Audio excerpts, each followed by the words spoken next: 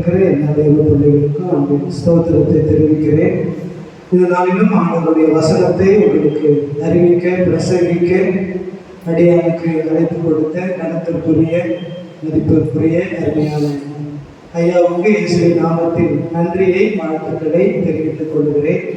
இந்த காலை நேரத்திலும் ஆண்டவருடைய சமூகத்திலே நாம் எல்லாரும் ஒருமனப்பட்டு ஐக்கியப்பட்டு உற்சாகத்தோடு சந்தோஷத்தோடு ஆண்டவரை ஆராதிக்கக்கூடிய ஒரு பாக்கியத்தை ஆண்டவர் கொடுத்ததற்காக ஆண்டவருக்கு மகிமையை செலுத்துகிறோம். எல்லாரும் ஒரு ஆமென் சொல்லுவோம். அல்லேலூயா, அல்லேலூயா. ஒவ்வொரு சபைகளிலே ஆண்டவருடைய வசனத்தை நான் பிரசங்கிக்க கடந்து போகிறேன். ஒவ்வொரு வாரமும் ஒவ்வொரு சபையில நான் பிரசங்கித்தாலும் இந்த ஆலயத்திற்கு அருமையான ஐயாவுடைய அழைப்பின் பேரில் எனக்கு வரும் பொழுதெல்லாம் என்னுடைய இருதயத்தில் நினைக்கிற உணர்கிற ஒரு காரியம், ஆண்டவருடைய வசனத்தை அறிவிக்க வருகிறோமோ இல்லையோ, உண்மையாக சமூகத்தில் சொல்லுகிறேன், ஆண்டவரோடு ஐக்கியப்படவும் அதோடு கூட அருமையான கர்த்தருடைய தாசனோடு சபையோடு ஐக்கியப்பட்டு ஆண்டவரை மகிமைப்படுத்த வருகிறோம் என்கின்ற ஒரு உணர்வோடு கூட இன்றைக்கு ஆண்டவர் சமூகத்தில் நிற்கிறது. எத்தனை பேர் ஆமென் சொல்றீங்க? நேற்று தினம் ஐயா போன்ல பேசும்போது சொன்னாங்க, சரி நாளைக்கு வாங்க நம்ம ஐக்கியப்படுவோம், ஆண்டவருடைய நாமத்தை மகிமைப்படுத்தும். அதான் செஞ்சுக்கிட்டு இருக்கோம். எத்தனை பேருக்கு சந்தோஷம்? அல்லேலூயா. சரி, இந்த நாளின் தியானத்திற்காக ஆண்டவர் நமக்கு கொடுக்கிற ஒரு வசனத்தை வாசிக்க கேட்போம். நியாயாதிபதிகளின் புத்தகம் 6ஆம் அதிகாரம் அதனுடைய 14வது வசனத்தை ஒருவர் வாசிக்க கேட்போம். 6ஆம் அதிகாரம் 14வது வசனம். அப்பொழுது கர்த்தர் அவனை நோக்கி பார்த்து, உனக்கு இருக்கிற இந்த பலத்தோடு போ, நீ இஸ்ரவேலை மீதியானியரின் கைக்கு நீங்களாக்கி ரட்சிப்பாய், உன்னை அனுப்புகிறவர் நான் அல்லவா என்றார். ஆண்டவர் கிதியோன் என்ற ஒரு மனுஷனை பார்த்து சொல்லுகிற ஒரு வார்த்தை. இந்த வசனத்துல 2 வார்த்தையை நான் முக்கியப்படுத்த விரும்புகிறேன்.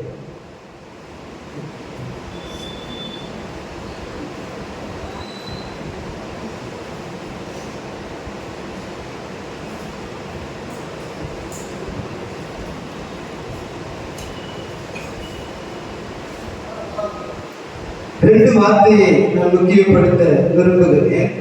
ஒன்று, ஆண்டவர் சொல்லுகிறார், உனக்கு இருக்கிற பலத்தோடு போ. 2வது ஆண்டவர் சொல்லுகிறார், உன்னை அனுப்புகிற தேவன் நான் அல்லவா. இன்றைக்கு ஆண்டவருடைய சமூகத்தில் வந்திருக்கிற தேவனுடைய பிள்ளைகளாகிய நாம் ஒவ்வொருவருக்கும் ஆண்டவரை குறித்து அறிந்து வைத்திருக்கிற ஒரு சத்தியம், ஆண்டவர் நம்மை அழைக்கிறார் என்பதை நாம் அறிந்து வைத்திருக்கிறோம்.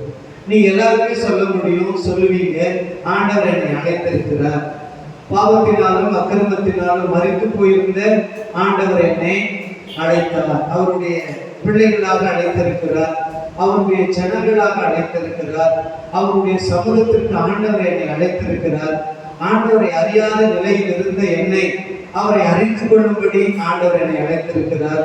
வாழ்க்கையில சமாதானம் இல்லாமல், நிம்மதி இல்லாமல், வாழ்க்கையில விரக்தியோடு வேதனையோடு இருந்த என்னை ஆண்டவர் தேடி வந்து ஆண்டவர் இன்றைக்கு அழைத்து அவருடைய சமூகத்துல அவருடைய ஜனங்கள் அவருடைய பிள்ளைகள் என்கின்ற அதிகாரத்தை கொடுத்து ஆண்டவர் என்னை வைத்திருக்கிறார் என்று நீங்கள் உற்சாகத்தோடு சொல்ல முடியும்.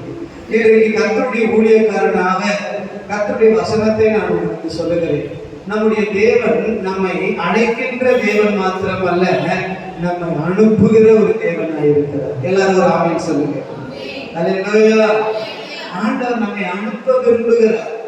அழைத்தது உண்மை என்றால் ஆண்டவர் நம்மை அனுப்புகிறதும் உண்மையாக இருக்கிறது. எங்கே அனுப்புகிறார்? இன்றைக்கு அதை தான் தியானிக்க போகிறோம். இந்த உலகத்திற்குள்ளே ஆண்டவர் நம்மை எதற்காக அனுப்புகிறார்? இன்றைக்கு ஆண்டவருடைய ஆலயத்தில் வந்திருக்கிற ஒவ்வொருவரையும் ஆண்டவர் ஏதோ ஒரு காரியத்தை நிறைவேற்ற அனுப்புகிறார். ஒவ்வொருவரையும் ஒவ்வொரு பொறுப்பை நிறைவேற்ற அனுப்புகிறார். சிலரை அவர்களுக்கு கொடுக்கப்பட்ட ஊழியர்களை நிறைவேற்ற அனுப்புகிறார். சிலரை அவர்களுக்குரிய சில பொறுப்புகள் வேலைகளை செய்வதற்கு அனுப்புகிறார். நம்முடைய குடும்ப பொறுப்புகள், நம்முடைய பிள்ளைகளுக்குரிய பொறுப்புகள், நம்முடைய ஊழியத்திற்குரிய பொறுப்புகள், இப்படி ஒவ்வொரு காரியங்களை நிறைவேற்றுவதற்காக ஆண்டவர் அனுப்புகிறார். வேதத்துல நீங்கள் பார்க்கும் பொழுது அநேக மனிதர்களை ஆண்டவர் அழைத்தார். அழைத்த தேவன் அநேகரை ஆண்டவர் என்ன செய்திருக்கிறார்? அனுப்பி இருக்கிறார். நீங்கள் ஆபிரகாமை குறித்து பார்க்கும் பொழுது ஆண்டவர் அவனை அழைத்து கானான் தேசத்திற்கு நேராக அனுப்புகிறார். நீங்கள் மோசேயை பார்க்கும் பொழுது மோசேயை ஆண்டவர் அழைத்து எகிப்து தேசத்திற்கு நேராக அனுப்புகிறார். ஆண்டவர் சவுல் என்ற ஒரு மனுஷனை அழைத்து பவுலாக மாற்றி புறஜாதிகளுக்குள்ளே அனுப்புகிறார். அதே போல ஆண்டவர் 12 சீஷர்களை அழைத்து ஆண்டவர் உலகமெங்கும் அனுப்புகிறார். இந்த 4 விதமான கூட்டத்தை, 4 விதமான நபர்களை ஆண்டவர் அழைத்தார். அதே நேரத்தில் அனுப்பினார். எதற்காக அனுப்பினார் என்று சொல்லி உங்க எல்லாருக்கும் தெரியும். ஆக இந்த சம்பவத்தை, இந்த காரியத்தை எதற்காக நான் சொல்லுகிறேன் என்றால், நம்மை அழைக்கின்ற தேவன் நம்மை அனுப்புகிறவராய் இருக்கிறார் என்கின்ற ஒரு சத்தியத்தை இன்றைக்கு நாம் அறிந்து கொள்ள வேண்டும். எத்தனை பேர் ஆமென் சொல்றீங்க? அல்லேலூயா. சரி, இன்றைக்கு நம்ம தியானிக்க போகிற மிக முக்கியமான சத்தியம், ஆண்டவர் எங்கே என்னை அனுப்புகிறார், எதற்காக அனுப்புகிறார்? ஒரு சில காரியங்களை சொல்லி நான் முடிக்க விரும்புகிறேன். முதலாவதாக 2 வசனத்தை வாசிங்க. அப்போஸ்தலர் 13ஆம் அதிகாரம் அதனுடைய 2ஆம் வசனம் 3ஆம் வசனம் வாசிக்கும் பொழுது மிக முக்கியமான ஒரு காரியம் எழுதப்பட்டிருக்கு. 13ஆம் அதிகாரம் 2ஆம் வசனம் 3ஆம் வசனம். அவர்கள் கர்த்தருக்கு ஆராதனை செய்து உபவாசித்துக் கொண்டிருக்கிற போது பர்னபாவையும் சவுலையும் நான் அழைத்த ஊழியத்துக்காக அவர்களை பிரித்து விடுங்கள் என்று பரிசுத்த ஆவியானவர் திருவுளப்பற்றினார். 3ஆம் வசனம். அப்பொழுது உபவாசித்து ஜெபம் பண்ணி அவர்கள் மேல் கைகளை வைத்து அவர்களை அனுப்பினார்கள் என்று எழுதப்பட்டிருக்கு. ஆதி திருச்சபையில தேவ பிள்ளைகளாக, ஊழியர்களாக ஒருமனப்பட்டு உபவாசம் பண்ணி கர்த்தருக்கு ஆராதனை செய்து கொண்டிருக்கின்ற நேரத்துல இப்பொழுது ஆவியானவர் இறங்கி வந்து இப்பொழுது பேசுகிறார். என்ன பேசுகிறார்? அங்கே வசனம் எழுதப்பட்டிருக்கு, பர்னபாவையும் சவுலையும் நான் அழைத்த ஊழியத்திற்காக அவர்களை பிரித்து விடுங்கள். 3ஆம் வசனத்திலே படிக்கிறோம். வசனம் சொல்லுகிறது, அவர்கள் மேல் கைகளை வைத்து அவர்களுக்காக ஜெபம் பண்ணி அவர்களை அனுப்பினார்கள் என்று எழுதப்பட்டிருக்கு.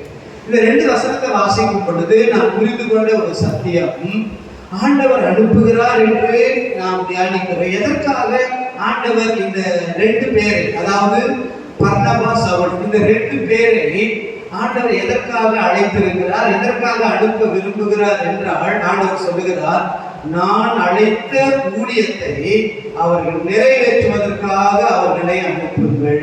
அல்லேலூயா, அல்லேலூயா. இன்றைக்கு ஆண்டவருடைய ஆலயத்தில் வந்திருக்கிற தேவனுடைய பிள்ளைகளாகிய உங்களை ஆண்டவர் அழைத்திருக்கிறார். இன்றைக்கு அனுப்ப விரும்புகிறார். எதற்காக அனுப்ப விரும்புகிறார்? உங்களை அழைத்த அந்த அழைப்பை நிறைவேற்றுவதற்காக ஆண்டவர் அனுப்ப விரும்புகிறார். எத்தனை பேர் ஆமென் சொல்றீங்க? எத்தனை பேருக்கு நல்லது? எத்தனை பேருக்கு புரியுது? உங்களுக்கு கொடுக்கப்பட்ட அழைப்பை நிறைவேற்றுவதற்காக ஆண்டவர் அனுப்புகிறார். நீங்க புறப்பட்டு போங்க, நான் உங்களை அனுப்புகிறேன். எதற்காக? நான் உங்களுக்கு கொடுத்த என்னுடைய அழைப்பை நீங்கள் நிறைவேற்ற வேண்டும். எத்தனை பேர் ஆயத்தப்படுறீங்க? எதை நிறைவேற்றுவதற்காக அனுப்புகிறார்? சொல்லுங்க பார்க்கலாம். எதை நிறைவேற்ற அனுப்புகிறார்? அழைப்பை நிறைவேற்ற.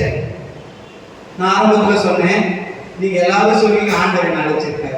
எல்லாரும் சொல்ல முடியுமா அந்த வார்த்தையை? ஆண்டவரை அழைச்சிருக்கு. எத்தனை பேர் சொல்றீங்க? ஆண்டவரை அழைச்சிருக்கிறார். தேவனால் நான் அழைக்கப்பட்டிருக்கிறேன். எதற்காக அழைச்சிருக்கிறாரு? அந்த அழைப்பை நிறைவேற்றுவதற்காக அனுப்புகிறார். ஆண்டவருக்கு ஸ்தோத்திரம். இந்த உலகத்திற்குள்ளே அனுப்புகிறார், அழைப்பை நிறைவேற்ற வேண்டும். ஆண்டவர் எதற்காக அழைத்திருக்கிறார் அதை நம்ம தெரிஞ்சுக்கணும். நீங்க வேதத்துல பார்க்கும் பொழுது ஒரு வசனத்தை வாசிக்க கேட்போம். 2 பேதுரு 1ஆம் அதிகாரம் அதனுடைய 10ஆம் வசனத்துல பேதுரு சபையில் இருக்கிற விசுவாசிகளுக்கு எழுதுகிற ஒரு வார்த்தை, சகோதரரே, உங்கள் அழைப்பையும் தெரிந்து கொள்ளுதலையும் உறுதியாகும்படி ஜாக்கிரதையாயிருங்கள். படிக்க வேண்டாம். என்ன சொல்றாரு? உங்க அழைப்பை தெரிந்து கொள்ளும்படி, அறிந்து கொள்ளும்படி நீங்க எப்படி இருக்க சொல்லுங்க, எப்படி இருக்க? ஜாக்கிரதையா இருக்கு. அவர் என்ன சொல்ல விரும்புறாருன்னா, உங்க அழைப்பை நீங்க தெரிஞ்சுக்குங்க, உங்க அழைப்பை நீங்க புரிந்து கொள்ளுங்க. அப்படி தெரிந்து கொண்டு அந்த அழைப்பை உறுதியாக்கும்படி ஜாக்கிரதையாயிருங்க. அப்படின்னா என்ன அர்த்தம்? அந்த அழைப்புல நிலைத்திருக்க ஜாக்கிரதையாயிருங்க, அந்த அழைப்பை நிறைவேற்ற ஜாக்கிரதையாயிருங்க, அந்த அழைப்பை அறிந்து கொள்ளுகிறதுல ஜாக்கிரதையாயிருங்க.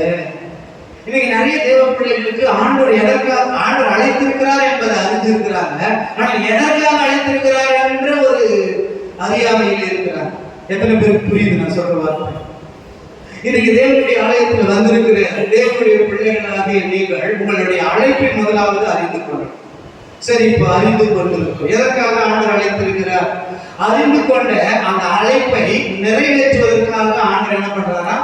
அனுப்புகிறார். அப்ப அறிந்து கொண்டால் தான் அழைப்பை நிறைவேற்ற முடியும், நான் புறப்பட்டு போக முடியும். ஆண்டவருக்கு ஸ்தோத்திரம். எதற்காக ஆண்டவர் அழைத்திருக்கிறார்? உங்களுக்கு கேட்டா நிறைய காரியம் சொல்லுவீங்க. ஆனால் வேதத்தின் அடிப்படையில மிக முக்கியமான 4 காரணத்திற்காக ஆண்டவர் நம்மை அழைத்திருக்கிறார். ஒன்று கொரிந்தியர் 7ஆம் அதிகாரம் 15ஆம் வசனத்தை வாசிக்கும் பொழுது அங்கு பவுல் எழுதுகிறார், சமாதானமாய் இருக்கும்படிக்கே தேவன் உங்களை அழைத்திருக்கிறார். போதுகிட்டு இப்ப எல்லாரும் என்ன பாருங்க, எதற்காக அழைச்சிருக்காரு சொல்லுங்க? வசனம் சொல்லுது, சமாதானமாய் இருக்கும்படி அழைத்திருக்கிறார்.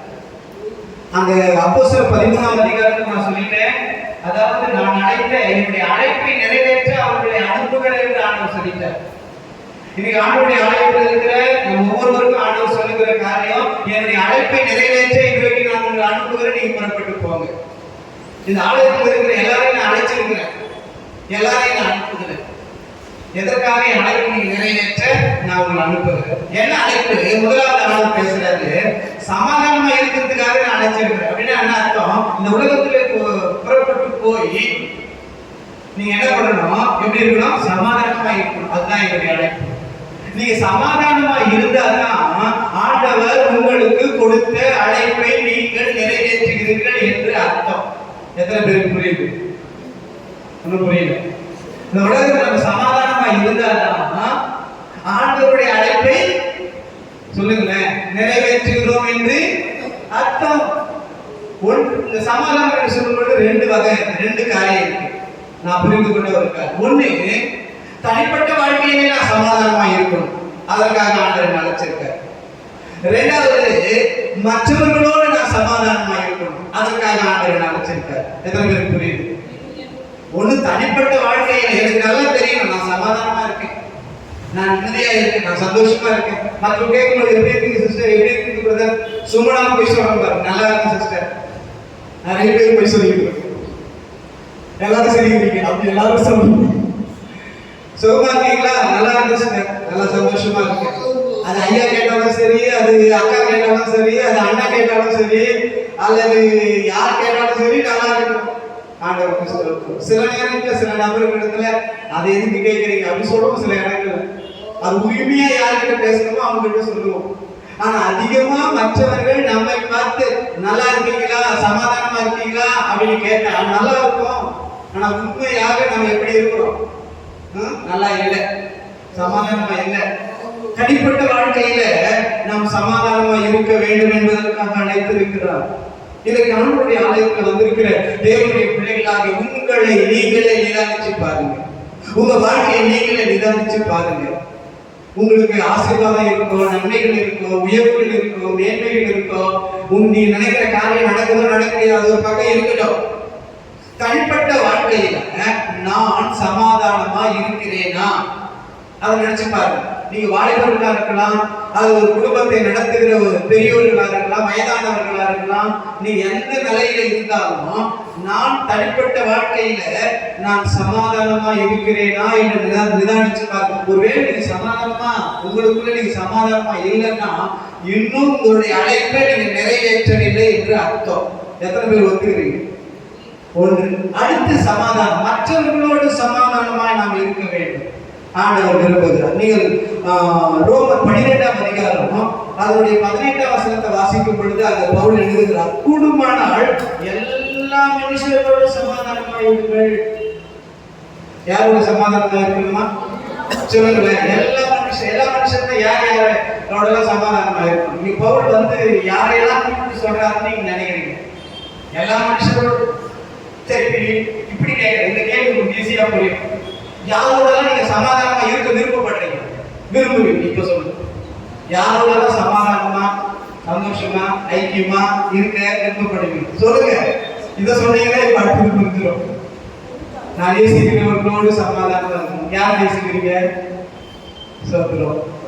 பிள்ளைகளை நேசிக்கிறோம், வீட்டுக்காரரை நேசிக்கிறோம், மனைவியை நேசிக்கிறோம். ஐயா மூணு கிடையாதுங்க ஐயா அப்படின்னு சொல்ற ஒரு கூட்டம் இருக்கு. என்னம்மா என்ன சொல்றீங்க? குடும்பத்தோடு நாம் நேசிக்கிறவர்களோடு சமாதானமா இருக்க விருப்பப்படும். யாரை நேசிக்கிறோம் அதுதான் ஒரு கேள்வி. யாரை நேசிக்கிறோன்றது நமக்கு தெரியும், மற்றவங்களுக்கு தெரியல. சரி, நேசிக்கிறவர்களோடு சமாதானமா நம்ம இருக்க விருப்பப்படுவோம். ஆனா இங்க பவுல் சொல்றாரு, உங்களுக்கு நேசிக்கிறவர்களோடு சமாதானமா இருங்க, உங்களுக்கு நன்மை செய்கிறவர்களோடு சமாதானமா இருங்க, உங்களுக்கு உதவி செய்கிறவர்களோடு சமாதானமா இருங்க. நீங்க யாரோட சமாதானமா இருக்க விருப்பப்படுகிறீர்களோ அவங்களோட சமாதானமா இருங்க அப்படின்னு எழுதுறாரு இல்லைங்களா? அவர் என்ன ஒரு வார்த்தையை பயன்படுத்துறாரு? எல்லா மனுஷரோடு சமாதானமா இருக்கு. அப்ப நேசிக்கிறவர்களோடு சமாதானமா இருக்கணுமா? ஒருவேளை நம்ம நேசிக்காத நபர்களோடு கூட சமாதானம். அப்போ சுருக்கமா சொல்றோம்னா ஆண்டவருக்கு ஸ்தோத்திரம், சத்துருக்களோடு கூட நீங்க எப்படி இருங்க? சமாதானமா இருங்க. உங்களுக்கு நன்மை செய்யாத நபர்களோடு கூட சமாதானமா இருங்க. உங்களை பகைக்கிற நபர்களோடு கூட சமாதானமா, எல்லா மனுஷரோடு. நீங்கள் விரும்புகிற நபர்களோடு மாத்திரம் அல்ல, நீங்கள் விரும்பாத அல்லது நேசிக்காத நபர்களோடு கூட நீங்க எப்படி இருக்கணுமா? சமாதானமா இருக்கணும். ஏன் அப்படி இருக்கணும்? ஆண்டவர் சொல்லுகிறார், அதற்காக நான் உன்னை அழைத்திருக்கிறேன், அதற்காக நான் உங்களை இந்த உலகத்திற்குள்ளே அனுப்புகிறேன். நீங்க வேதத்துல ஆதியாகமம் 26ஆம் அதிகாரம் 29ஆம் வசனத்தை வாசிக்கும் பொழுது அந்த 26ஆம் அதிகாரத்தில் ஒரு சம்பவம் எழுதப்பட்டிருக்கு. நான் சுருக்கமா சொல்றேன். ஈசாக்கை தேடி ஒரு 3 பேர் நடந்து வராங்க. அந்த 29ஆம் வசனம் மாத்திரம் முடிஞ்சா படிங்க. 26 29.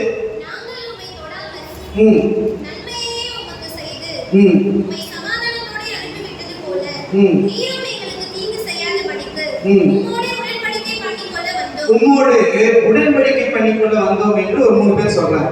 என்ன உடன்படிக்கை? கவனிங்க, சமாதான உடன்படிக்கை. உம்மோடு சமாதானமாக நாம் வந்திருக்கிறோம், உம்மோடு ஒரு சமாதான உடன்படிக்கை செய்து கொள்ள வந்திருக்கிறோம், உம்மோடு கூட ஐக்கியப்பட வந்திருக்கிறோம்னு சொல்றாங்க. அப்படி சொல்லுகின்ற இந்த நபர்கள் யார் தெரியுங்களா? அதுக்கு முன்பாக இருக்கிற வசனங்களை படிச்சு பார்த்தா ஈசாக்கு சொல்றாரு, ஏன் என்னிடத்தில் நீங்கள் வந்தீர்கள்? நான் உங்களிடத்தில் இருந்த பொழுது நீங்கள் என்னை பகைத்து என்னை துரத்தி விட்டீர்களே. அந்த வார்த்தை இருக்கா இல்லைங்களா? அவர் என்ன சொல்றாருன்னா, என்னை பகைத்தீர்கள், என்னை துரத்தினீர்கள். இப்ப எதுக்காக இங்க வந்திருக்கிறீங்க? இப்ப சமாதானத்துக்காக வந்திருக்கிறாங்க. ஆனா ஒரு காலத்துல ஒரு குறிப்பிட்ட நாட்களுக்கு முன்பாக இந்த நபர்கள் ஈசாக்கை என்ன பண்ணியிருக்கிறாங்க? பகைத்திருக்கிறார்கள். ஈசாக்கை என்ன பண்ணியிருக்கிறாங்க? துரத்தி இருக்கிறாங்க. பகைத்தவர்கள், துரத்தினவர்கள், அவர்களோடு கூட இருக்கக்கூடாதபடி, அந்த தேசத்தில் இருக்கக்கூடாதபடி ஈசாக்கை துரத்தினவர்கள், பகைத்தவர்கள் இப்ப சமாதானத்துக்காக வந்திருக்கிறாங்க. இப்ப நான் உங்களை பார்த்து கேட்கிறேன், இந்த நபர்களோடு ஈசாக்கு சமாதானமா இருந்தானா இல்லையா? சமாதானமா இருந்தானா இல்லையா? அதுக்கு பின்பாக இருக்கிற வசனத்தை நீங்க படிச்சு பார்த்தீங்கன்னா, படிக்க பார்க்கலாம். அதுக்கு அடுத்து இருக்கிற வசனம், அதிகாலையில் எழுந்து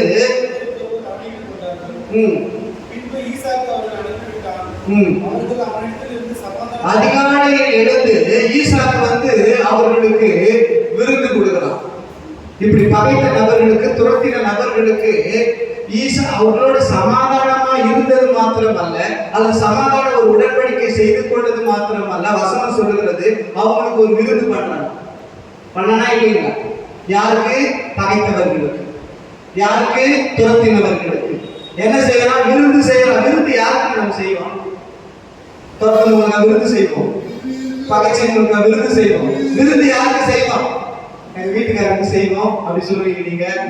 அடுத்து கேட்டா சில சொல்லுவோம் எங்க பிள்ளைகளுக்கு செய்வோம். அதுதான் விருந்து. இப்போ சர்ச்சை முடிஞ்ச உடனே வீட்டுக்கு போயிட்டு ஒரு விருந்து செய்ய போறீங்க. ஒருவேளை உங்க உறவினர்கள், உடன் பிறந்தவர்கள், அக்கா, தங்கச்சி, அண்ணன், தம்பி, மாமா, இப்படியெல்லாம் உறவுகள், சொந்தக்கார, சிலர் சொந்தக்கார பைத்தியமாவே இருப்பாங்க.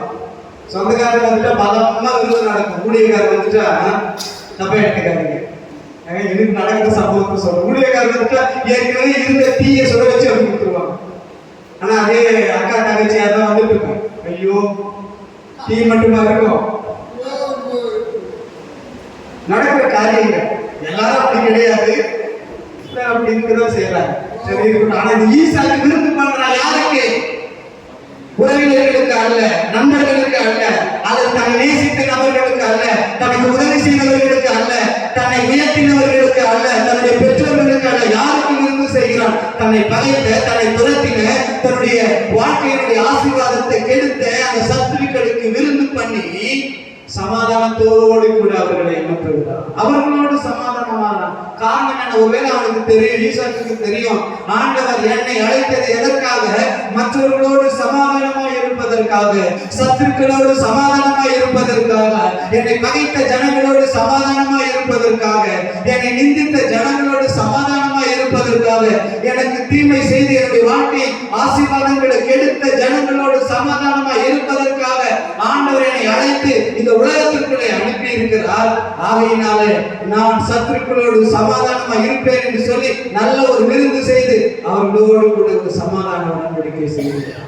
இன்னைக்கு ஆண்டவருடைய ஆலயத்தில் வந்து ஆண்டவரை ஆராதித்த, ஆண்டவரை மகிமைப்படுத்தி கொண்டிருக்கிற தேவனுடைய பிள்ளைகளாகிய உங்களுடைய நிலைமை என்ன? முதல்ல நீங்க சமாதானமா இருக்கிறீங்களா? இரண்டாவது மற்ற நபர்களோடு நீங்க சமாதானமா இருக்கிறீங்களா? கொஞ்சம் கவனிச்சு பாருங்க. இன்னைக்கு ஆண்டவர் விரும்புகிறார் எல்லாரோடு நீங்க சமாதானமா இருங்க. அதற்காக தான் நான் உங்களை அழைச்சிருக்கேன், அதற்காக தான் நான் உங்களை அனுப்புகிறேன். அடுத்து நீங்க பார்க்க சமாதானத்திற்காக மாத்திரம் ஆண்டவர் அழைத்து அனுப்பல. நீங்க 1 தெசலோனிக்கேயர் 4ஆம் அதிகாரம் 7ஆம் வசனத்தை படிக்கும் பொழுது நாங்க ஆண்டவருடைய வார்த்தை சொல்லுகிறது, பரிசுத்தத்திற்கே கர்த்தர் நம்மை அழைத்திருக்கிறார். எதற்காக அழைத்திருக்கிறார்? பரிசுத்தத்திற்கு. இந்த அழைப்பை நிறைவேற்ற வேண்டும், பரிசுத்தமா இருக்கணும். இதற்கு அநேக சத்தியங்கள் உங்களுக்கு தெரியும். ஏன் பரிசுத்தமா இருக்கணும்? வசனம் சொல்லுகிறது, 1 பேதுரு 1ஆம் அதிகாரம் 15ஆம் வசனத்துல, உங்களை அழைத்த தேவன் பரிசுத்தம் உள்ளவர், அதனால நீங்க ஆண்டவருக்கு ஏற்ற பரிசுத்தமா இருக்கணும். அப்படி பரிசுத்தமா இருந்தா 3 ஆசீர்வாதம் கிடைக்கிறது. எபிரேயர் 12ஆம் அதிகாரம் 14ஆம் வசனத்துல, பரிசுத்தமா இருந்தால் நீங்க தேவனை தரிசிக்க முடியும். யோசுவாவின் புத்தகம் 3ஆம் அதிகாரம் 5ஆம் வசனத்தை படிக்கும் பொழுது அங்கே ஆண்டவருடைய வார்த்தை சொல்லுகிறது, இன்றைக்கு உங்களை பரிசுத்தம் பண்ணிக் கொள்ளுங்கள், நாளைக்கு கர்த்தர் உங்கள் நடுவிலே அற்புதங்களை செய்வார். நீங்கள் உங்களுடைய அழைப்பாகிய பரிசுத்தத்தை நீங்கள் காத்துக்கொள்ளும் பொழுது ஆண்டவர் நீங்கள் விரும்புகிற அற்புதங்களை செய்வார். அடுத்து வெளிப்படுத்தல் விசேஷம் 12ஆம் அதிகாரம் 11-12 வசனங்களை படிக்கும் பொழுது நீங்க பரிசுத்தமா இருந்தா ஆண்டவர் இயேசு கிறிஸ்து இந்த உலகத்துல வரும் பொழுது உங்கள் பரிசுத்தத்திற்குரிய ஒரு பலனை ஆண்டவருடைய வருகையிலே நீங்க பெற்றுக்கொள்ள முடியும். எத்தனை பேருக்கு புரியுது? அல்லேலூயா. உங்களுடைய அழைப்பாகிய பரிசுத்தத்தை நீங்கள் நிறைவேற்றுவீர்களானால் அதற்குரிய ஆசீர்வாதம் நீங்கள் தேவனை தரிசிக்க முடியும். நீங்கள் விரும்புகிற அற்புதங்களை ஆண்டவர் செய்வார். ஆண்டவர் வரும் பொழுது உங்கள் பரிசுத்தத்திற்குரிய ஒரு பலனை ஆண்டவர் கொடுப்பார். நீங்க பரிசுத்தமா இருக்கிறதுனால ஒருவேளை மற்றவங்க உங்களை பரியாசம் பண்ணலாம். சில பரியாசம் பண்றாங்க, எப்ப பார்த்தாலும் ஜபம் போயிடுறாங்க, எப்ப பார்த்தாலும் சர்ச்சைக்கு போயிடுறாங்க, எப்ப பார்த்தாலும் அசத்தை பேசிட்டு இருக்காங்க. இதெல்லாம் நம்ம பரிசுத்தமா இருக்கிறதுனால மற்றவங்க பரியாசம் பண்ணுவோம். என்னுடைய வாலிப நாட்கள்ல நான் சர்ச்சைக்கு வரும் பொழுது எல்லாரும் என்ன பரியாசம், 24 மணி நேரம் சர்ச்சையிலே இருப்பேன், எல்லாரும் பரியாசம் பண்ணுவோம். இங்க சென்னையில மணலி என்ற ஒரு இடம் இருக்கு, தெரியும் உங்களுக்கு. அந்த இடத்துல ஒரு கம்பெனியில நான் வேலை செஞ்சேன். அப்படி வேலை செய்யும் பொழுது ஒரு ரூம்ல நான் தங்கி இருந்தேன். என் கூட ஒரு 4 பேர் தங்கி இருந்தாங்க. அந்த காம்பவுண்ட்ல 3 ரூம், ஒவ்வொரு ரூம்ல 4 பேர் எல்லாரும் சேர்ந்து ஒரு இடத்துல வேலை செஞ்சுட்டு ஒரு 12 ஒரு 15 பேர் தங்கிடும். எல்லாரும் வேலைக்கு போவோம், வந்து தங்கும். 5 மணிக்கு வீட்டுக்கு வருவோம். வந்துட்டு உடனே எல்லாரும் 6 மணிக்கு சினிமா தியேட்டர் கிளம்புவோம். அப்படி கிளம்பும்போது என்ன கூடுவோம். அப்ப நான் ஆரம்பத்தில் சொன்னேன், இல்லப்பா நான் வந்து ரட்சிக்கப்பட்டிருக்கேன், நான் வந்து சர்ச்சைக்கெல்லாம் போறேன், அதனால சினிமாலாம் பார்க்க மாட்டேன். இப்போ ஆர்வம் அப்படி விட்டுட்டாங்க. போக போக நல்லா பழக நல்லா ஐக்கியமாக ரொம்ப தொலை பண்ண ஆரம்பிச்சாங்க. இங்க சும்மா தான் உட்காந்துட்டு இருக்கேன், இங்க உங்களுக்கு வெறுப்பா இருக்கும், என் கூட மட்டும் தொலை பண்ண ஆரம்பிச்சாங்க. போக போக ரொம்ப பரியாசம் பண்ண ஆரம்பிச்சாங்க. ஸ்தோத்திரம். அந்த பரியாசத்தையெல்லாம் சகிச்சு, அந்த மீனெல்லாம் சகிச்சு கடைசி வரைக்கும் அந்த மணலில் மீனாட்சின்னு ஒரு தேட்டர் இருக்கு, இன்னும் கூட இருக்கு. நான் சொல்றது யாருக்கும் 30 வருஷத்துக்கு முன்னாடி. ஸ்தோத்திரம். ஒரு நாள் அவன் ரொம்ப பரியாசம் பண்ண, எனக்கு வெறுப்பாயிடுச்சு. ஒரு நாள் அவனுக்குள்ள நம்ம பரியாசம் பண்ணோம், ஏதாவது ஒரு பணம் மட்டும் என்ன பண்ண தெரியல. ஒரு நாள் அதையும் சொல்ற பாருங்க, சரி நான் வரடா கிளம்புடா அப்படின்ட்டு அவங்கள கூட கிளம்பணும். இப்போ ஒரு 10 பேர் கிட்ட அப்படியே கிளம்பி எல்லா ரோட்ல அப்படியே போயிட்டு இருக்கோம். நான் தேட்டருக்கு முன்னாடி வந்து நின்றுட்டோம். நின்ன உடனே நான் சொன்னேன், நீங்க உள்ள போய் டிக்கெட் எடுங்க, எனக்கு சேர்த்து டிக்கெட் எடுக்கலாம். எனக்கு தொண்டை ஒரு மாதிரி ஒரு ஆன்ஸ் ஒரு வாங்கிட்டு வந்தேன் கடையில் போயிடுச்சு, நீங்க டிக்கெட் எடுங்க. அவனுக்கு அதை நம்பிட்டு போய் டிக்கெட் எடுத்து உள்ள போனாங்க. ஆர்ட்ஸ் வாங்கல வருவாங்க, நேரம் ரூம் போச்சு. டிக்கெட் எடுத்து பார்த்து அப்பெல்லாம் ஃபோன் கிடையாது, நின்று பார்த்து அதுக்கப்புறம் உள்ள போய் படம் நைட்டு வந்து நான் தூக்கிட்டு இருந்தா கொண்டு வந்து தண்ணி கொண்டு வந்து காண விட்டுறாங்க. சினிமா தேட்டர் எங்க கூட ஒரு சினிமா பார்க்கணும்னு பார்த்தா எங்களை ஏமாத்திட்டீங்க, எங்களை ஏமாத்தி நாங்க தான் உன்னை ஏமாத்துவோம், இன்னைக்கு நீங்க என்னை ஏமாத்திட்டீங்க. கடைசி வரைக்கும் உலகே போட பார்த்தேன் தேட்டர் உள்ள பரியாசம் பண்ணாங்க. ஆனா ஆண்டவர் பலன் கொடுக்கிறார். அல்லேலூயா, அல்லேலூயா. எத்தனை பேர் ஆமென் சொல்றீங்க? இன்னைக்கு பரியாசம் பண்ணுவாங்க, ஆண்டவர் வரும் பொழுது அந்த பரிசுத்தத்திற்குரிய பலனை ஆண்டவர் தருவார். பரிசுத்தத்திற்காக மாத்திரம் அல்ல. அடுத்து 1 பேதுரு 2ஆம் அதிகாரம் 20-21 வசனங்களை படிக்கும் பொழுது பாடுகளை சகிப்பதற்காக ஆண்டவர் அழைத்திருக்கிறார். எல்லாரும் சொல்லுங்க பாருங்க, எதுக்கு பாடுகளை சகிக்க ஆண்டவர் எதுக்காக இந்த உலகத்துல அனுப்புறாரு? பாடுகளை சகிக்கணும். ஆண்டவர் நிமித்தம் அநேக பாடுகள் வரும், உபத்திரவங்கள் வரும். சரி, பாடுகள் யார் மூலமா வரும் தெரியுங்களா? இயேசு இந்த உலகத்துல வாழ்ந்த பொழுது பாடுகளை சகிச்சிருக்கார். நீங்க எபிரேயர் 12ஆம் அதிகாரம் 3ஆம் வசனத்தை படிக்கும் பொழுது பாவிகளால் செய்யப்பட்ட விபரீதங்களை சகித்த அவரை நினைத்துக் கொள்ளுங்கள். விபரீதங்களை இயேசு சகித்தார். யார் மூலமா இந்த விபரீதம் வந்தது? அந்த வசனத்துல என்ன எழுதப்பட்டிருக்கு? பாவிகளால். அப்ப பாவிகள் மூலமா விபரீதங்கள் வரும், பாடுகள் வரும், உபத்திரவங்கள் வரும். இதெல்லாம் என்ன பண்ணுமா? சகிக்கணும். அதற்காக தான் நாம் அழைக்கப்பட்டிருக்கோம். ஆண்டவருக்கு ஸ்தோத்திரம். இந்த பாவிகள் எங்க இருக்காங்க? எங்க இருக்கிறாங்க? எல்லா இடத்துலயும் இருக்கிறாங்க. யாரெல்லாம் உங்களுக்கு உபத்திரவங்களை கொடுக்குறாங்களோ, பாடுகளை கொடுக்குறாங்களோ, அவங்க எல்லாம் எல்லா இடத்துலயும் இருக்கிறாங்க. இயேசு உலகத்தில் வாழ்ந்த பொழுது பாவிகளால் வந்த அந்த விபரீதங்களை சகித்தார். அதற்காக நீங்களும் அழைக்கப்பட்டிருக்கிறீர்கள். இயேசு மலைப்பிரசங்கத்தில் ஒரு வார்த்தையை சொன்னாரு, என் நாமத்தின் நிமித்தம் உங்களை நிந்தித்து உங்களை துன்பப்படுத்தி பொய்யான மொழிகளை குற்றச்சாட்டுகளை உங்களிடத்தில் சொல்லுவார்கள். ஆனால் நீங்க என்ன பண்ணி உட்கார்ந்து அழுதுட்டீங்க. பாஸ்டர் சொல்லிட்டு நான் இவன் சர்ச்சைக்கே வரமாட்டேன், எல்லாரும் என்னை நிந்திக்கிறாங்க, அவமானப்படுத்துறாங்க சர்ச்சைக்கு வர்றதுனால, என் வீட்டுக்காரே திட்டாரு ஐயா ஜபத்துக்கு வர்றதுனால. சோத்திரம். செஞ்சு பணம் பார்க்கணும் ஒரு கிராமம். அந்த கிராமத்துல இரவு ஜபம் ஒவ்வொரு மாசமும் நான் போய் பிரசங்கம் பண்றேன். ஒரு 20 பேர் கிட்ட வருவாங்க. நாங்க வர சகோதரிகளுடைய அநேகருடைய காரியம் ஐயா இந்த ஜபத்துக்கு வர்றதுனால எங்க வீட்டுல இருக்குள்ளே திட்டுறாங்க ஐயா, கஷ்டப்படுறாங்க. அதை சகிச்சு அந்த திட்டு வாங்கிட்டு தான் நான் நைட் பிரேயர் வந்து ஜபம் பண்றோம். ஆண்டவருக்கு ஸ்தோத்திரம். ஆனா நம்ம ஒரு திட்டு வாங்கினாலும் அவமானப்பட்டாலும் ஜபத்துக்கு வந்துடுறாங்க. நம்ம என்ன சொல்றோம்? எங்க வீட்டுக்காரே எனக்கு திட்டாங்க, ஜபத்துக்கு வர்றதுக்கே திட்டாங்க, நான் எங்க ஜபத்துக்கு வரணும்? இங்க ஆண்டவர் சொல்றாரு, பொய்யான குற்றச்சாட்டுகளை சொல்லி உங்களை நிந்தித்தால், அவமானப்படுத்தினால், உங்களை வேதனைப்படுத்தினால் நீங்க என்ன பண்ணுங்க? சந்தோஷப்பட்டு களி கூறுங்கள். எதற்காக சந்தோஷப்பட்டு களி கூறணுமோ சொல்லுங்க பாருங்க. பரலோகத்தில் உங்கள் பலன் மிகுதியாக இருக்கும். ஆண்டவர் பாடுகள் வரும் பொழுது, உபத்திரங்கள் வரும் பொழுது நீங்க சந்தோஷப்படுங்க. மற்றும் உங்களை வேதனைப்படுத்தும் பொழுது ஆண்டவர் நிமித்தம் சந்தோஷப்படுங்க. காரணம் பரலோகத்தில் உங்க பலன் மிகுதியா இருக்கும். அதற்காக நீங்கள் அழைக்கப்பட்டிருக்கிறீர்கள். 1 பேதுரு 3ஆம் அதிகாரம் 9ஆம் வசனத்துல எதற்காக ஆண்டவர் அழைச்சிருக்கிறாரா? ஆசீர்வாதத்தை சுதந்திரித்துக் கொள்வதற்காக அழைத்திருக்கிறார். ஒன்று சமாதானமா இருக்க அழைச்சிருக்கிறார், அந்த அழைப்பை நிறைவேற்றணும். 2வது பரிசுத்தமா இருக்க ஆண்டவர் அழைச்சிருக்கிறாரு, அந்த அழைப்பை நிறைவேற்றணும். 3வது பாடுகளை சகிக்க அழைத்திருக்கிறார், அந்த அழைப்பை நிறைவேற்றணும். 4வது ஆசீர்வாதத்தை சுதந்திரித்துக் கொள்ள அழைத்திருக்கிறார், அந்த அழைப்பை நாம் நிறைவேற்ற வேண்டும். எத்தனை பேருக்கு புரியுது? ஆசீர்வாதத்தை சுதந்திரிக்கணும்னா நம்ம என்ன செய்யணும்? நீங்க யோசுவாவின் புத்தகம் 1ஆம் அதிகாரம் 2ஆம் வசனத்துல ஆண்டவர் யோசுவாவை பார்த்து சொல்றாரு, என் தாசனாகிய மோசே மரித்தான், நீங்கள் எழுந்து புறப்பட்டு நான் உங்களுக்கு வாக்குத்தத்தம் பண்ணின அந்த கானான் தேசத்தை சுதந்திரித்துக் கொள்ளுங்கள். நான் வாக்குத்தத்தம் பண்ணின, உங்களுக்கு ஆயத்தப்படுத்தின அந்த ஆசீர்வாதமாகிய அந்த கானான் தேசத்தை நீங்க சுதந்திரிக்கணும்னா இப்ப நீங்க என்ன பண்ணணும்? எழும்பணும் அப்படின்னு ஆண்டவர் சொல்றாரு. எழுந்து போங்க. இன்னைக்கு ஆண்டவருடைய ஆலயத்துல வந்திருக்கிற உங்களையும் பார்த்து ஆண்டவர் சொல்றாரு, நீங்க எழுந்து புறப்பட்டு போங்க. எதற்காக? நான் உங்களுக்கு ஆயத்தம் பண்ணியிருக்கிறேன் என்னுடைய ஆசீர்வாதத்தை சுதந்திரிக்க புறப்பட்டு போங்க. எழுப்பி போங்க. எங்கிருந்து எழுப்பணும்? எதிலிருந்து எழுப்பணும்? வேதத்தின்படி சொல்லணும்னா ஆண்டவர் சொல்ற தூசியை உதறிக்கிட்டு எழும்பு. பவுல் எழுதுகிற தூக்கத்தை விட்டு எழும்பு. வேற எங்க இருக்கிறதெல்லாம் எழுப்பணும். எலியாவுக்கு ஆண்டவர் சொல்றாரு, எங்க இருக்கு என்ன நிலையில இருந்து எழுதணும். எலியாவே எழும்பு, உன் சோர்வை விட்டு, விரக்தியை விட்டு, கவலையை விட்டு என்ன பண்ணு, எழும்பு. நீ பிரயாணம், நீ பண்ண வேண்டிய பிரயாணம் வெகு தூரம், நீ செய்ய வேண்டிய ஊழியம் இன்னும் நிறைய இருக்கு. அதனால உன்னுடைய சோர்வை விட்டு எழும்பு.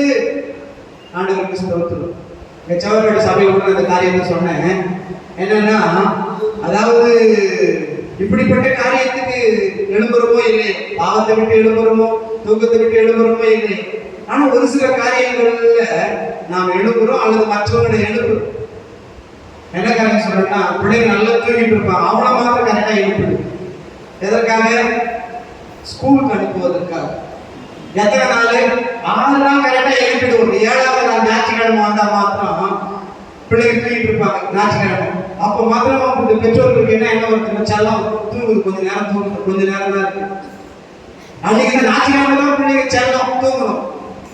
மற்ற 6 நாளும் செல்லமும் கிடையாது, ஒண்ணும் கிடையாது. அப்ப என்ன வசனம் ஞாபகம் வரும்? புறமை கையாளாதவன் பிள்ளையை எத்தனை பேர் புரியுது? சிரிச்சுக்கிறான். அன்னைக்கு மாத்திரம் கொம்பு வரும், வார்த்தை வரும், தண்ணி வரும், எல்லாம் வரும். பிள்ளைகளை எழுப்புறதுக்கு, நாத்தியாவை எழுப்புறதுக்கு மாத்திரம் வார்த்தையே வராது. பாத்துக்க,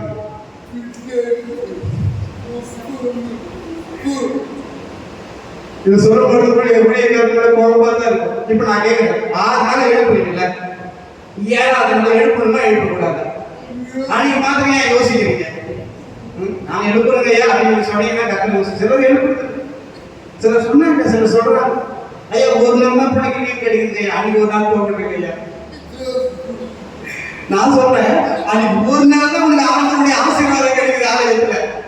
அன்னைக்கு ஒரு நாள் தூக்கிட்டா எத்தனை பேருக்கு நடக்குது?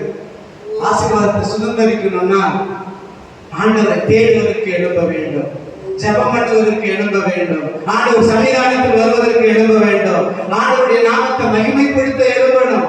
நீங்க ஆண்டவர் சொல்ற, நீங்க எழும்பி புறப்பட்டு போங்கள், ஆசீர்வாதத்தை சுதந்திரிக்க. இன்னைக்கு ஆண்டவருடைய ஆலயத்தில் வந்திருக்கிற ஒவ்வொருவருக்கும் ஒரு பொறுப்பு இருக்கு. என்ன பொறுப்பு? ஆண்டவர் கொடுத்த அழைப்பை நீங்கள் நிறைவேற்ற வேண்டும். அந்த அழைப்பை நிறைவேற்றுவதற்காக ஆண்டவர் அனுப்புகிறார். 4 விதமான அழைப்பு. சமாதானமா இருக்க ஆண்டவர் அழைத்திருக்கிறார், பரிசுத்தமா இருக்க அழைத்திருக்கிறார், 3வது பாடுகளை சகிக்க அழைத்திருக்கிறார், ஆசீர்வாதத்தை சுதந்திரிக்க அழைத்திருக்கிறார். இந்த அழைப்பை நிறைவேற்ற இன்றைக்கு ஆண்டவர் சொல்லுகிறார், நான் உங்களை அனுப்புகிறேன், நீங்கள் புறப்பட்டு போங்க. 2வதாக ஆண்டவர் எதற்காக நம்மை அனுப்புகிறார்? 2வது ஒரு வசனத்தை வாசிக்க கேட்போம். எரேமியாவின் தீர்க்கதரிசன புத்தகம் 1ஆம் அதிகாரம் அதனுடைய 7வது வசனத்தை வாசிக்க கேட்போம். 1:7. சொல்லாதே, எல்லா இடத்திலும் போய் உனக்கு கட்டளையிடுகிற எல்லாவற்றையும் நீ பேசுவாயாக. நான் உன்னை அனுப்புகிற எல்லா ஜனங்களிடத்திற்கு போய் நான் உனக்கு கட்டளையிடுகிற வார்த்தைகளை பேசுவாயாக. 2வது நான் சொல்லுகிறேன், தேவன் கட்டளையிடுகிற வார்த்தைகளை பேசுவதற்காக ஆண்டவர் அனுப்புகிறார். ஒரு ஆமென் சொல்லுங்க. அல்லேலூயா. எதற்காக அனுப்புகிறார்? தேவனுடைய வார்த்தைகளை பேசுவதற்காக அனுப்புகிறார். தேவன் கட்டளையிடுகிற வார்த்தைகளை பேசுவதற்காக அனுப்புகிறார். நீங்க அப்போஸ்தலர் 10ஆம் அதிகாரம் 33ஆம் வசனத்துல பேதுருவை பார்த்து கொர்நேலியு சொல்லக்கூடிய ஒரு வார்த்தை எழுதப்பட்டிருக்கு. அவர் என்ன சொல்றாருன்னா, தேவனாலே உமக்கு கட்டளையிடப்பட்டவைகளை கேட்கும்படி நாங்கள் எல்லாரும் இப்பொழுது தேவ சமூகத்துல கூடியிருக்கிறோம். சொல்றாரா இல்லைங்களா? இப்ப எல்லாரும் என்ன பாருங்க, கொர்நேலியு சொல்றாரு, தேவ சமூகத்தில் நாங்க எல்லாரும் கூடி இருக்கிறோம். யாரும் கூடி இருக்கிறது? என்னுடைய நண்பர்கள், என்னுடைய உறவினர்கள், நாங்க எல்லாரும் இப்போ தேவ சமூகத்துல கூடி இருக்கிறோம்னு சொல்றாரு. ஆனா அவங்க எங்க கூடி இருக்கிறாங்க? எது தேவ சமூகம்? இப்ப நம்ம எங்க உட்கார்ந்துட்டு இருக்கோம்? சபை தேவ சமூகத்துல உட்கார்ந்து.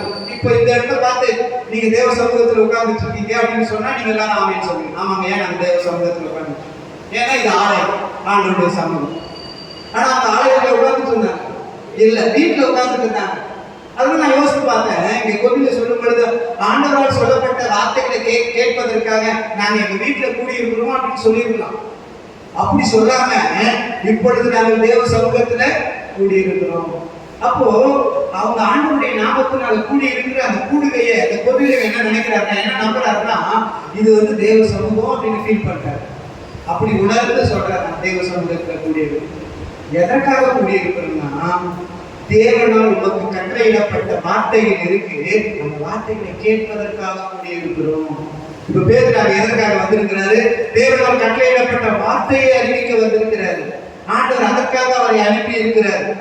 நீங்க 10ஆம் அதிகாரம் 20ஆம் வசனத்துல அப்போஸ்தலர்களை பேதுரு பார்த்து ஆண்டவர் சொல்றாரு, நீ எழுந்து போ, அவர்களுடனே போ. எதற்காக? என்னுடைய வார்த்தைகளை அறிவிக்க புறப்பட்டு போ. இன்னைக்கு ஆண்டவருடைய ஆலயத்துல வந்திருக்கிற உங்களுக்கும் ஆண்டவர் பேசுகிற வார்த்தை, என்னுடைய வார்த்தைகளை அறிவிக்க நீ புறப்பட்டு போ. ஒருவேளை நீங்க சொல்லலாம், ஆண்டவருடைய வார்த்தையை எனக்கு அறிவிக்க தெரியாது, நீங்க பேதுரு மாதிரி எனக்கு பிரசங்கம் பண்ண தெரியாது, பேதுரு மாதிரி ஆண்டவரால் கட்டளையிடப்பட்ட வார்த்தையை ஜனங்களுக்கு பிரசங்கிக்க எனக்கு தெரியாது அப்படின்னு நீங்க சொல்லலாம். உங்களுக்கு ஒரு வார்த்தையை சொல்றேன், ஒரு வசனத்தை சொல்றேன். 2 பேதுரு 2ஆம் அதிகாரம் அதனுடைய 9ஆம் வசனத்தை படிக்கும் பொழுது பேதுரு சபையில் இருக்கிற விசுவாசிகளுக்கு எழுதுறாரு, நீங்களோ உங்களை அந்த காலத்திலிருந்து ஆச்சரியமான ஒளியினிடத்திற்கு வரவழைத்தவருடைய புண்ணியங்களை அறிவிக்கும்படி தெரிந்து கொள்ளப்பட்ட ராஜரீக ஆசாரிய கூட்டமாக இருக்கிறீர்கள். இந்த வசனம் புரிஞ்சிச்சு அவங்களுக்கு? அவர் என்ன சொல்றாருன்னா, கவனிங்க, என்ன சொல்றாருன்னா, ஆண்டவர் உங்களுக்கு செய்திருக்கிற புண்ணியங்களை மற்றவர்களுக்கு அறிவிப்பதற்காக உங்களை ஆண்டவர் தெரிந்து கொண்டிருக்கிறார், அழைச்சிருக்கிறார். அப்ப எதற்காக அனுப்புகிறார்? ஒன்று, ஆண்டவருடைய வார்த்தைகளை அறிவிக்க அனுப்புகிறார். அதோடு கூட ஆண்டவர் உங்களுக்கு செய்த புண்ணியங்களை நீங்க போய் மற்றவர்களுக்கு அறிவிக்கணும், அதற்காக ஆண்டவர் அனுப்புகிறார். இப்ப எத்தனை பேர் புரியுது? எதை அறிவிக்கணும்? 2வது காரியத்தை சொல்லுங்க, எதை அறிவிக்கணும்? புண்ணியங்களை அறிவிக்கிறார். யாருடைய புண்ணியம்? ஆண்டவருடைய புண்ணியம். யாருக்கு செய்த புண்ணியம்? சொல்லுங்க, நீங்க யாருக்கு செய்த புண்ணியத்தை நீங்க அறிவிக்கணும். உங்களுக்கு செய்த, நீங்க எல்லாம் சொல்லுங்க, எனக்கு செய்த புண்ணியத்தை நான் அறிவிக்கணும். எல்லாரும் சொல்லுங்க பாருங்க, எனக்கு செய்த புண்ணியத்தை, எனக்கு செய்த புண்ணியங்களை மற்றவர்களுக்கு அறிவிக்க ஆண்டவர் என்னை அனுப்புகிறார். அல்லேலூயா. உங்களுக்கு புண்ணியம் செஞ்சிருக்கிறா இல்லையா? நன்மைகளை செஞ்சிருக்க யாரும் சொல்ல முடியுமா? எனக்கு எந்த புண்ணியம் ஆண்டவர் செய்யல, அது எதிர்பார்த்தா வந்திருக்கேன், எந்த நன்மையும் ஆண்டவர் செய்யல அப்படி நீங்க சொல்லுங்க. நீங்க இருக்க வேண்டிய அவசியமே கிடையாது. என்ன பதில் சொல்றீங்க? நீங்க ஆண்டவருடைய ஆலயத்துக்கு வந்ததே ஆண்டவர் உங்களுக்கு செஞ்ச புண்ணியம். அவர் சமூகத்தில் உங்களை சேர்த்துக்கிட்டே இருப்பாருங்க, அதுவே ஆண்டவர் உங்களுக்கு செய்த புண்ணியம். ஆண்டவரோட ஐக்கியப்படுகிற ஒரு அனுபவத்தை கொடுத்திருக்கிறார். ஆண்டவருடைய பிரசன்னத்தை அனுபவிக்கக்கூடிய ஒரு ஆசீர்வாதத்தை கொடுத்திருக்கிறார் பாருங்க, அதுவே ஒரு பெரிய புண்ணியம். அந்த வசனத்தை திரும்ப படிக்கலாம், திரும்ப படிங்க. எடுக்கலையா? 2 பேர் 2ஆம் அதிகாரம் 9ஆம் வசனம். நீங்களோ உங்கள் அந்தகாரத்திலிருந்து நம்முடைய ஆச்சரியமான ஒளியிலிருந்து வரவழைத்த புண்ணியங்களை விடுங்க. அதாவது புண்ணியங்களை ஆண்டவர் செஞ்சிருக்கிறாரு, அதை அறிவிக்கணும். ஆனா புண்ணியங்களை எந்த நிலையில ஆண்டவர் செஞ்சிருக்கிறார், அதான் ரொம்ப முக்கிய. கவனிங்க, நீங்களும் அந்த காலத்தில் என்று அப்படின்னா, நீங்க அந்த காலத்துல இருந்தீங்க. அந்த காலம்னா என்ன? இருளில் இருந்தீங்க, அந்த காலத்துல இருந்தீங்க, வேதனையில் இருந்தீங்க, கஷ்டத்துல இருந்தீங்க. அப்படி இருந்த உங்களை எங்க அழைச்சிருக்காரு? ஆச்சரியமான ஒளியின் இடத்திற்கு. எது ஆச்சரியமான ஒளி? ஆண்டவர் சமூகம், ஆண்டவருடைய ஆலயம், ஆண்டவருடைய பிரசன்னம், ஆண்டவருடைய வார்த்தை, ஆண்டவரோடு கூட இருக்கக்கூடிய ஐக்கியம், தேவ ஜனங்களோடு இருக்கக்கூடிய இந்த ஐக்கியம், இந்த ஆவிக்குரிய அனுபவம் தான் ஆச்சரியமான ஒளி என்று நான் சொல்லுகிறேன். எத்தனை பேர் ஆமென் சொல்றீங்க?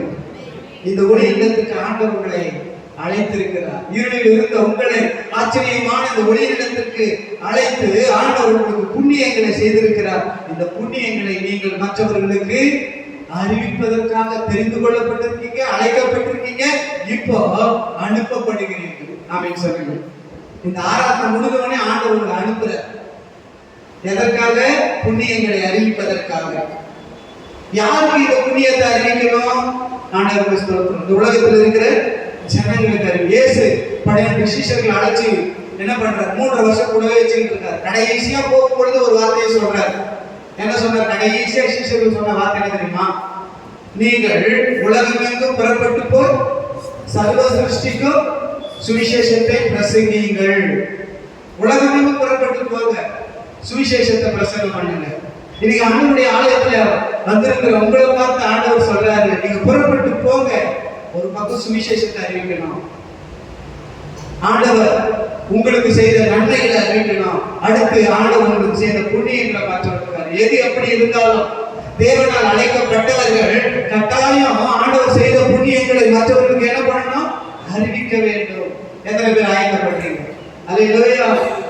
எல்லாருக்கும் ஆண்டவர் நன்மை செய்திருக்கிறார், எல்லாருக்கும் ஆண்டவர் அற்புதங்களை செய்திருக்கிறார். இன்னைக்கு காலையில் கூட ஒரு பெரிய சாட்சி ஐயா சொன்னது போல, இன்னைக்கு நம்ம எல்லாரும் புண்ணியங்களை அறிவிக்கிறோம், நன்மைகளை அறிவிக்கிறோம். ஆண்டவர் எனக்கு இந்த நன்மைகளை செஞ்சாரு, இந்த அற்புதத்தை செஞ்சாரு அறிவிக்கிறோம். எங்க அறிவிக்கிறது தெரியுமா? சபையில வந்து மைக்க பிடிச்சி விசுவாசிகள் மத்தியில் அறிவிக்கிறோம். அதுக்கு பேர் தான் சாட்சி. ஐயா நம்ம சாட்சி சொல்லணும் ஐயா, இந்த சாட்சி சொல்லாம என்னால இருக்க முடியாது. சிலர் இந்த அற்புதம் நடந்தா நான் சாட்சி சொல்றேன்னு பொருத்தனை பண்ணிக்கிட்டேன், எந்த இடத்துல சாட்சி சொல்றேன்னு பொருத்தனை பண்ணிக்கிட்டேன். சர்ச்சில் வந்து சாட்சி சொல்றேன், சரி அது ஆண்டவர் வரவேற்கிறாரு, சர்ச்சில் சாட்சி சொல்றேன், ஓகே. யாராவது ஆண்டவர் இந்த அற்புதம் செஞ்சா என்னுடைய கிராமத்துல நடு ரோட்ல வந்து நின்று ஒரு மைக்கை போட்டு மைக்கை பிடிச்சி ஆண்டவர் இந்த அற்புதம் செஞ்சார், ஆண்டவர் அறியாத ஜனங்களுக்கு நான் 1/2 மணி நேரம் நான் சாட்சி சொல்லுபடி எத்தனை பேர் பொருத்தனை பண்ணி ஆண்டவர்கிட்ட ஜெபம் பண்ணிக்கிறேன்? யாராவது கை கொடுப்பாங்க? கிராமத்துல நிற்க மாட்டேன், தெருவுலாம் நிற்க மாட்டேன். ஆண்டவர் அறியாத ஜனங்களுக்கெல்லாம் என் புண்ணியத்தை சொல்ல மாட்டேன். புண்ணியம் பெற்ற ஜனங்களுக்கே நான் என்ன பண்ணுவேன்? புண்ணியத்தை பெற்ற ஜனங்களுக்கு எனக்கு செஞ்ச புண்ணியத்தை நான் என்ன பண்ணுவேன்? சொல்லு. ஆண்டவருடைய புண்ணியத்தை பெற்றுக்கொள்ளாத, நன்மைகளை பெற்றுக்கொள்ளாத ஒரு கூட்டம் இருக்கு எங்க உலகத்துல. அவங்களுக்கு யார் சொல்றாங்க? இன்னைக்கு ஆண்டவர் சொல்றாரு, ஆண்டவரை அறியாத ஜனங்களுக்கு ஆண்டவர் உங்களுக்கு செய்த புண்ணியங்களை அறிவிக்கும்படி நான் உங்களை அனுப்புகிறேன். எத்தனை பேர் ஆயத்தப்படுறீங்க? ஆமென் சொல்றீங்க. மூன்றாவது கடைசியாக எதற்காக ஆண்டவர் நம்மை அனுப்புகிறார்? யாத்திராகமம் 3ஆம் அதிகாரம் 10ஆம் வசனத்திலிருந்து 12ஆம் வசனத்தை வரைக்கும் வாசிக்கும் பொழுது அங்கே மோசேயை பார்த்து ஆண்டவர் சொல்லுகிறார்.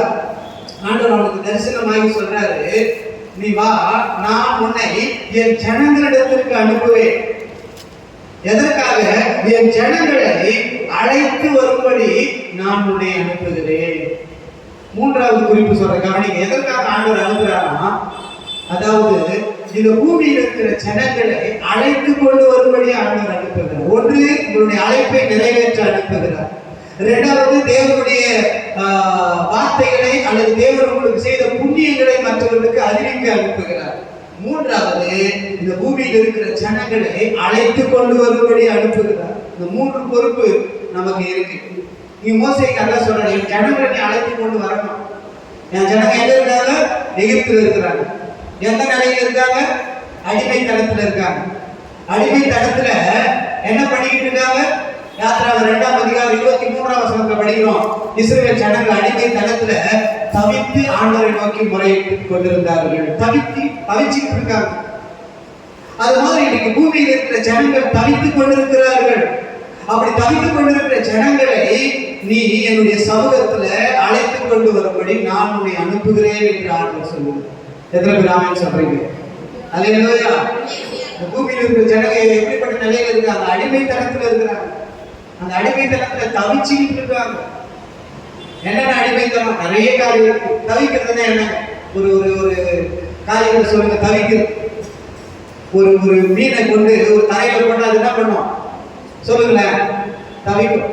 ஒரு எறும்பை எடுத்து தண்ணியில போட்டா தவிக்கும். நீங்க இதுதான் தவிப்புன்றீங்க.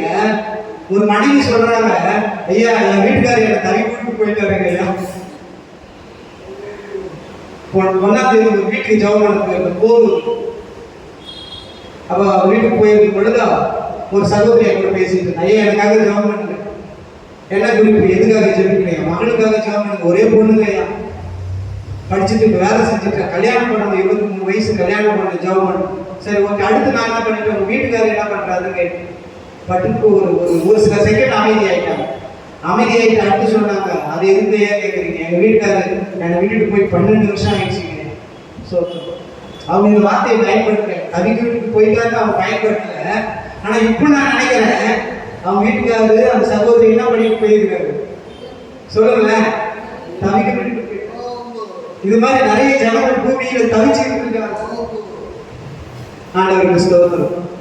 இப்ப சகோதரிகள் மனைவிமார்கள் இது மாதிரி நிலைமையில இருக்கும் பொழுது என் வீட்டுக்காரர் என்ன தவிக்க வீட்டுக்கு போயிட்டாரு அப்படின்னு சொல்றது மாத்திரம் இல்ல, நிறைய வீட்டுக்காரங்க கூட சொல்றாங்க என் மனைவி என்ன தவிக்க வீட்டுக்கு போயிட்டாங்க. நிறைய பேர் சொல்றாங்க, சிலர் சொல்றது. அதான் வித்தியாசம். எத்தனை பேருக்கு புரியுது? சிலர் சொல்றது கிடையாது, வாயிலிருந்து சொல்றது கிடையாது, ஆனா நடக்குது. ஒரு ஊழியக்காரர் ஒரு சம்பவத்தை சொன்னாரு. ஒரு புருஷ மனைவி திருமணமாகி 2 குழந்தைங்க, ஒரு 10 வருஷம் குடும்பம் நடத்துறாங்க. திடீர்னு வீட்டுக்காருக்கு உடம்பு சரியில்லை, ஏதோ ஒரு பிரச்சனை. அந்த பிரச்சனையை சரிப்படுத்த முடியல. டாக்டர் சொல்றாங்க அவ்வளவுதான், இனிமேல் வெளியே வேலை போக முடியாது, வேலை செய்ய முடியாது, அவ்வளவுதான், இனிமேல் சம்பாதிக்க பண்ண முடியாது. உடனே மனைவி சொன்னாங்க, இனிமேல் நீ வேலை செய்ய முடியாது, சம்பாதிக்க முடியாது, எங்களை காப்பாற்ற முடியாது, இனிமேல் உங்க கூட இருந்து என்ன பிரயோஜனம்? 2 பிள்ளைகளை கையில பிடிச்சிக்கிட்டு அவங்க அம்மா வீட்டுக்கு போயிட்டாங்க. அவ்வளவுதான். இப்போ நீங்க சொல்லுங்க, அந்த அம்மா என்ன பண்ணிக்கிறாங்க? அவங்க வீட்டுக்காரங்க தவிக்க விட்டுட்டு போயிட்டாங்க அப்படின்னு நான் சொல்றேன், நான் நினைக்கிறேன், நான் சொல்றேன். நீங்க என்ன சொல்றீங்க? அதெல்லாம் கிடையாதுங்க ஐயா, அவங்க வீட்டுக்காரங்க அவங்க பிரயோஜனம் கிடையாது, அதனால போயிட்டாங்க அப்படி யாரெல்லாம் சொல்றீங்களா? எத்தனை பேர் இப்படி தவிச்சுக்கிட்டு இருக்காங்க, பிரச்சனையினால தவிச்சுக்கிட்டு இருக்காங்க, வியாதியினால தவிச்சுக்கிட்டு இருக்காங்க, வேதனையில தவிச்சுக்கிட்டு இருக்காங்க. இப்படி தவித்துக் கொண்டிருக்கிற ஜனங்களை அழைத்து கொண்டு வரும்படி ஆண்டவர் உங்களையும் என்னையும் இந்த உலகத்திற்குள்ளே அனுப்புகிறார். எத்தனை பேர் அப்படின்னு சொல்றீங்க? கிதியோனை பார்த்து ஆண்டவர் சொன்னார், உனக்கு இருக்கிற இந்த பலத்தோடு உன்னை அனுப்புகிற தேவன் எதற்காக அனுப்புகிறார்? இன்றைக்கு ஆண்டவருடைய ஆலயத்தில் வந்திருக்கிற தேவனுடைய பிள்ளைகளாக உங்களுக்கு ஆண்டவர் 3 வார்த்தைகளை சொல்லுகிறார். நான் உனக்கு கொடுத்த அழைப்பை நிறைவேற்ற நான் உன்னை அனுப்புகிறேன். நான் உனக்கு செய்த புண்ணியங்களை மற்றவர்களுக்கு அறிவிக்க நான் உன்னை அனுப்புகிறேன். இந்த பூமியில இருக்கக்கூடிய ஜனங்களை, அடிமைத்தனத்தில் தவித்துக் கொண்டிருக்கிற ஜனங்களை என்னுடைய சமூகத்திற்கு அழைத்து கொண்டு வரும்படி நான் உன்னை அனுப்புகிறேன். எத்தனை பேர் ஆமென் சொல்றீங்க? எத்தனை பேர் ஆண்டவர் பார்த்து சொல்ல முடியும், நீர் என்னை அனுப்புங்க ஆண்டவர், நான் போறேன்? எத்தனை பேர் சொல்ல முடியும்? அப்படியே கண்களை மூடி ஆண்டவர் சமூகத்தில் ஒப்பு கொடுக்க போறோம். எல்லா கண்களை மூடி ஆண்டவர் அன்றைக்கு கிதியோனை பார்த்து சொன்னீரே, நான் உன்னை அனுப்புகிற தேவன், நான் உன்னை அனுப்புகிற தேவன் என்று சொன்னீர். அதே போல நீர் எங்களை அனுப்புகிறதற்காக ஸ்தோத்திரம். இன்றைக்கு எங்களையும் பார்த்து நீர் எங்களுக்கு இந்த வார்த்தையை சொல்லுகிறதற்காக ஸ்தோத்திரம். உனக்கு கொடுக்கப்பட்ட அழைப்பை நிறைவேற்ற நான் உன்னை அனுப்புகிறேன் என்று சொல்லுகிறதற்காக ஸ்தோத்திரம். என்னுடைய வார்த்தைகளை அறிவிக்க நான் உன்னை அனுப்புகிறேன் என்று சொல்லுகிறதற்காக ஸ்தோத்திரம். எல்லாவற்றிற்கும் மேலாக இந்த பூமியில் இருக்கிற ஜனங்களை அழைத்து கொண்டு வரும்படி நான் உன்னை அனுப்புகிறேன் என்று சொல்லுகிறதற்காக ஸ்தோத்திரம். ஆண்டவரே, நீர் என்னை எதற்காக அனுப்புகிறீரோ, எங்களை எதற்காக இந்த உலகத்திற்குள்ளே அனுப்புகிறீரோ ஆண்டவரே, அந்த நோக்கத்தை நிறைவேற்ற எங்களுக்கு கிருபையை தாங்கப்பா. இந்த 3 காரியத்தை நிறைவேற்ற எங்களுக்கு கிருபை தாங்க ஆண்டவரே. உம்முடைய வார்த்தையின்படி எங்களை ஒப்புக் கொடுக்கிற எல்லாரும் ஒப்புக் கொடுங்க ஆண்டவரே. அழைப்பை நிறைவேற்ற எங்களுக்கு கிருபைகளை தாங்கப்பா. உம்முடைய வார்த்தைகளை, புண்ணியங்களை மற்றவர்களுக்கு அறிவிக்க எங்களுக்கு கிருபைகளை தாங்க ஆண்டவரே. எல்லாவற்றிற்கும் மேலாக ஜனங்களை உம்முடைய சமூகத்தில் அழைத்து கொண்டு வருவதற்கு எங்களுக்கு கிருபைகளை தாங்க, அந்த வல்லமையை தாங்க, அந்த அபிஷேகத்தை தாங்க, அந்த வரங்களை தாங்க. எல்லாரும் சொல்லுங்க, அந்த தாளங்களை தாங்க, அந்த கிருபைகள், அந்த கிருபை ஒரு அபிஷேகம் இந்த ஆராதனை நேரத்தில் எங்கள் மேல் இறங்கட்டாங்க. எல்லாரும் வாயை திறந்து கேளுங்க.